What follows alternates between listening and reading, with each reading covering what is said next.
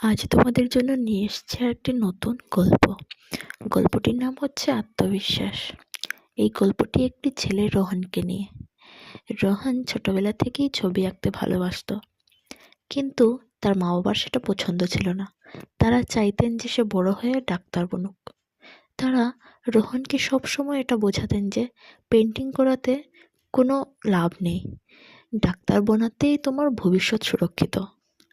রোহন মন থেকে তো ছবি আঁকতে চাইতো, কিন্তু তার মা বাবার ইচ্ছের বিরুদ্ধে গিয়ে নয়। একদিন রোহনের স্কুলে কলা প্রতিযোগিতা আয়োজিত হলো। রোহন ভাবলো সে যদি এই প্রতিযোগিতায় অংশগ্রহণ করে তাহলে হয়তো তার নিজের ওপর বিশ্বাস করার সুযোগ মিলবে। সে নিজের মনের ভেতর থেকে ডর এবং সংকোচকে বাইরে বের করে প্রতিযোগিতাতে ভাগ নিল। সে নিজের মন থেকে সবচেয়ে বেস্ট পেন্টিংটা বানালো এবং মন থেকে তাতে রং ভরলো। যখন রেজাল্ট এলো তখন রোহনের পেন্টিং প্রথম স্থান পেল। রোহনের বিশ্বাস হয়ে গেল যে যদি সে নিজের ওপর ভরসা করতে পারে তখনই সে নিজের পছন্দ করা ক্ষেত্রতে সফলতা লাভ করতে পারবে।